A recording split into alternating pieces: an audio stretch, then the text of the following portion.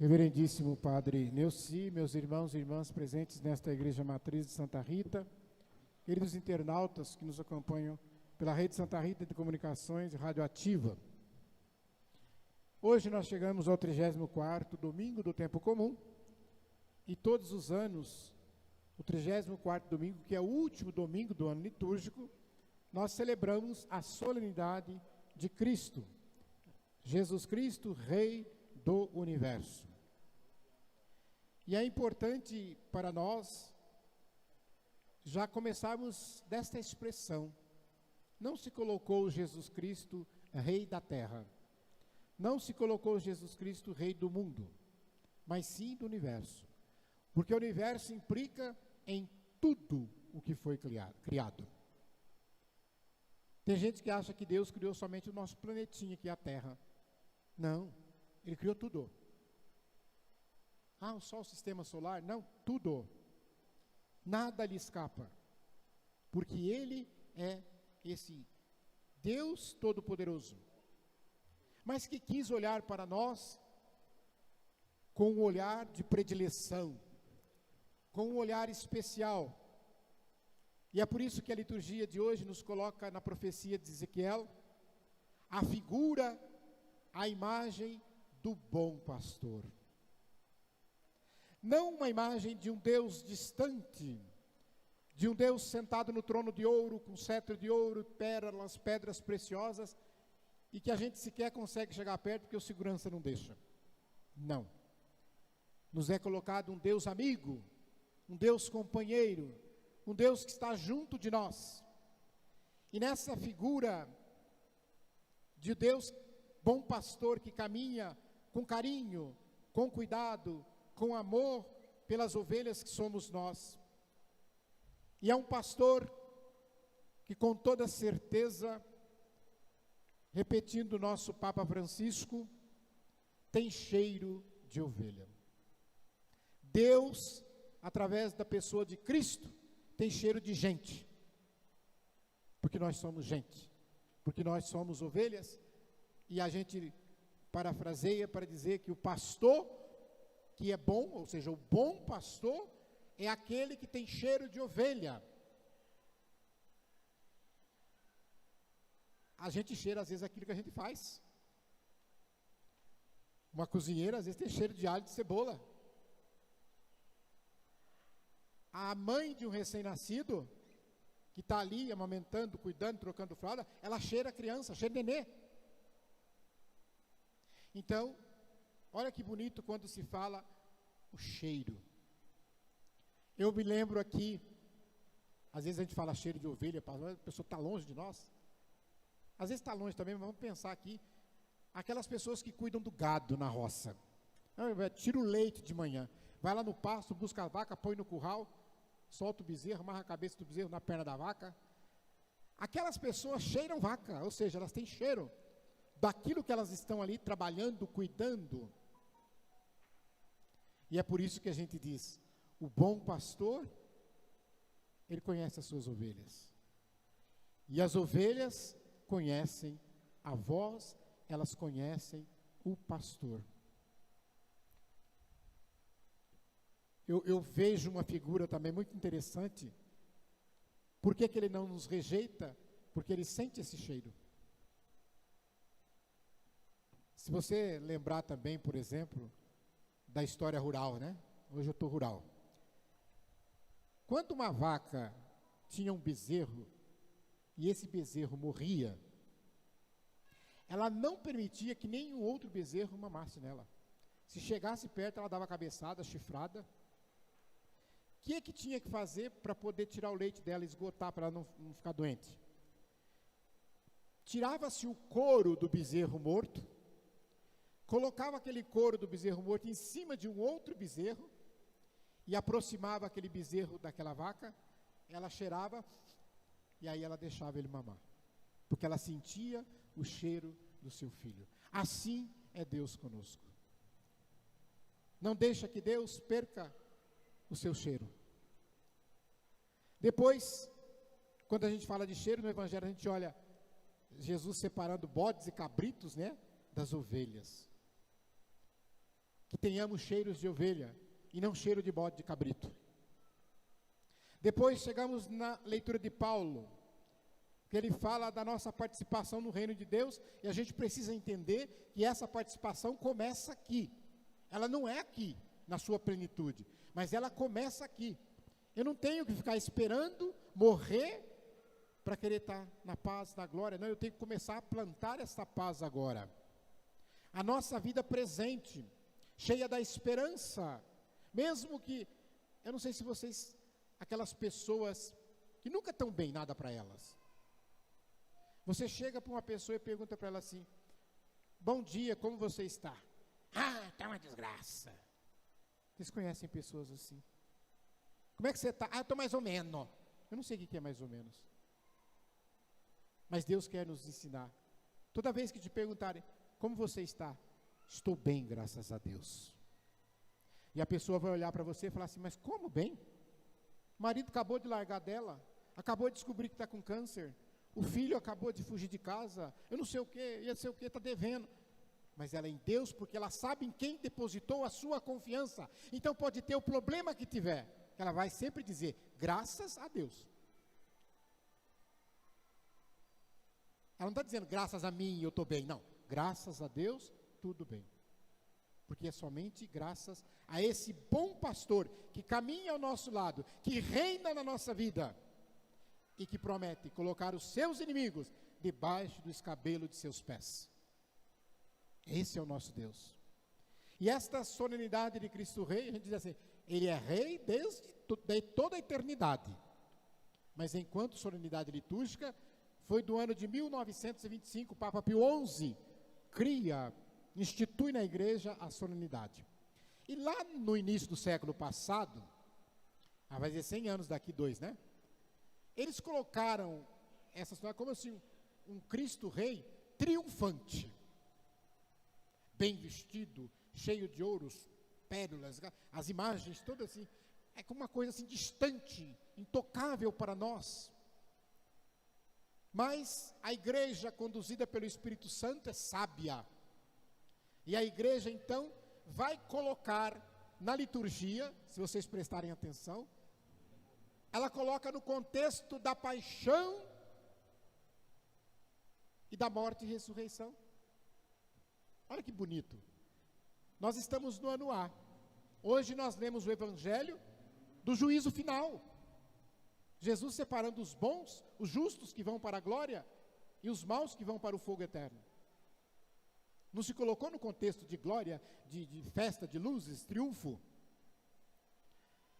O ano B que iniciamos domingo que vem, o Evangelho vai falar do contexto da paixão, Jesus preso, dialogando com Pilatos, quando Pilatos pergunta para ele, tu és rei?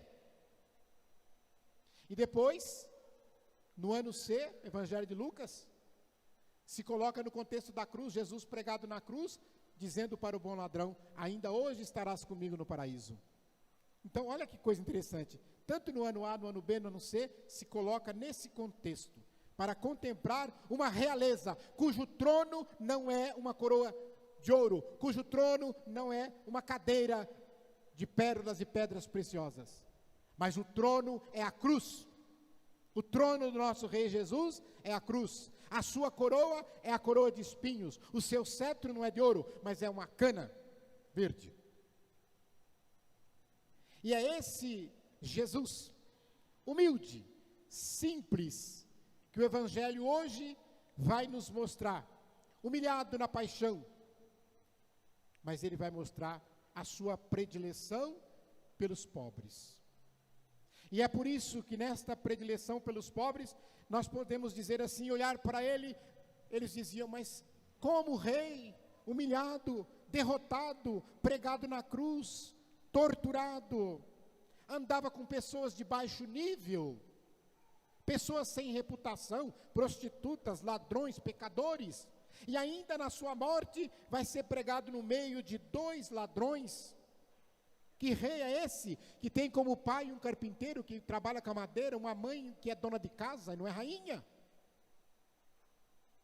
Mas nós precisamos caminhar muito para entender o reino de Deus. Não é reino do mundo que nós estamos falando. Nós estamos falando do reino dos céus, do reino de Deus.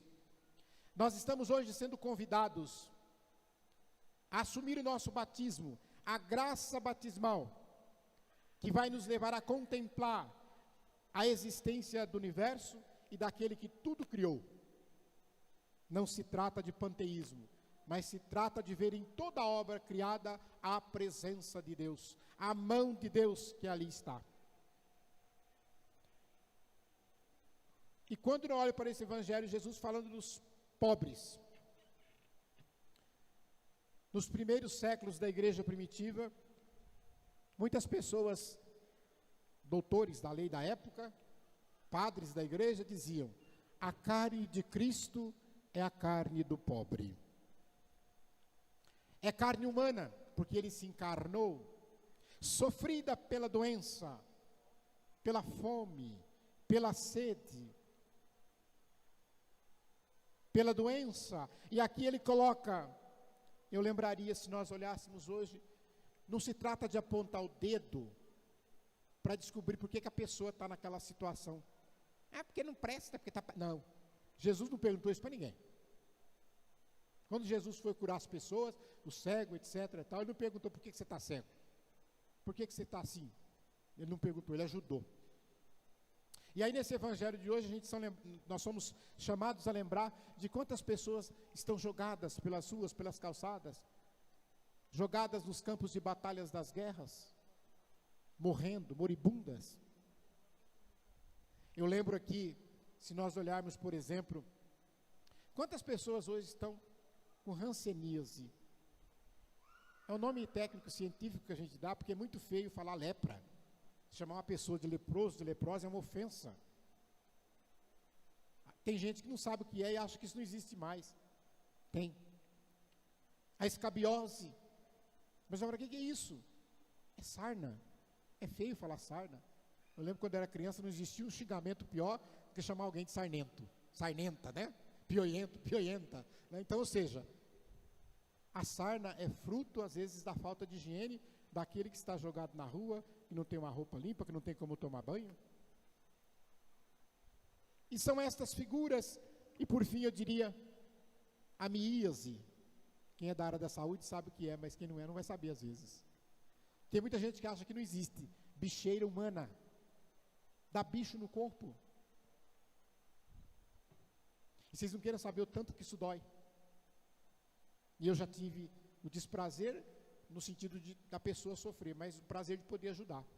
Um dia que eu estava dando banho numa pessoa, eu lembro que eu levantei a perna dela depois na cama para enxugar a coxa. A hora que eu levantei a perna, caiu um bicho. Eu olhei, aí no calcanhar dela aberto, estava assim, de bicho. Nós tivemos um outro caso que levamos para a UPA, na cabeça. Saía pelo nariz, morreu. São os pobres sofredores de Jesus Cristo, que ele coloca nesse evangelho, porque nem eles mesmos depois vão entender. Mas como, Senhor, eu fiz isso? Jesus, quando você fez para o doente, para o preso, para o pobre, foi para mim que você fez. Porque não adianta nada, às vezes, irmãos, a gente vir à missa, tem que vir, mas não vai adiantar se a gente vir aqui, adorar Jesus no sacrário, na Eucaristia, na palavra, se nós não traduzirmos isso de forma que Jesus vá nos reconhecer depois. Lembra da passagem do Evangelho? Que eu repito sempre. Senhor, eu preguei no teu nome, eu curei no teu nome. Jesus disse, não te conheço. Jesus vai te conhecer quando você está ajudando o necessitado, quando você está ajudando o doente, quando você está ajudando o pobre. Porque é isso que o Evangelho aqui diz, não são outras palavras. É a opção de Jesus, preferencial pelos pobres. E a gente tem que ter essa consciência. Eu não posso ter com Deus um relacionamento exclusivista. Deus é meu e eu sou de Deus. É só eu e Deus. O resto que se dane. A cruz não nos ensina isso. Quando a gente olha para a cruz, que é o trono do nosso rei, a teologia da cruz nos ensina o quê? A cruz não tem uma haste vertical. A ponta que aponta para cima é o nosso relacionamento com Deus. Eu falo com Deus através da oração, Deus fala comigo através da palavra, e assim eu me torno íntimo de Deus. Mas não basta isso. Eu preciso olhar a haste que vem para baixo, que é a haste quando eu falo assim, o meu relacionamento comigo mesmo. Como é que eu estou no meu interior? Como é que eu me relaciono comigo? Eu cuido bem do meu corpo, eu cuido bem de mim, da minha saúde. Então, o meu relacionamento com Deus, o meu relacionamento comigo. Tem gente que para aí também não vai ser conhecido de Jesus. Eu tenho uma haste horizontal que aponta para as laterais, que vai dizer, além de você se relacionar bem com Deus, se relacionar bem consigo mesmo, você precisa se relacionar bem com aqueles que estão ao seu redor, com os irmãos e irmãs que você convive. E por fim, lembrar que hoje a igreja celebra o dia do leigo e da leiga. Quem faz a igreja não somos só nós, ministros ordenados, o padre, o diácono, o bispo, não. Se tivesse só nós aqui, não ia ter nem missa. São vocês que trabalham, que limpam, que organizam, que educam as crianças na fé através da catequese, que oram nas equipes, nas pastorais, que trabalham na quermesse, que trabalham nos serviços que precisa para manter a igreja de Cristo. Hoje é vosso dia. Parabéns a todos os leigos e leigas que se dedicam, que se engajam para construir o reino de Deus. E eu vou convidar vocês para a gente encerrar, ficamos em pé, e vamos cantar esta frase desta canção, que é muito bonita, que nos leva a imaginar esta realeza de Cristo diante de nós. Quem souber, canta junto e diz assim: Cristo vive, Cristo reina, Cristo, Cristo impera. Todos juntos. Cristo vive, Cristo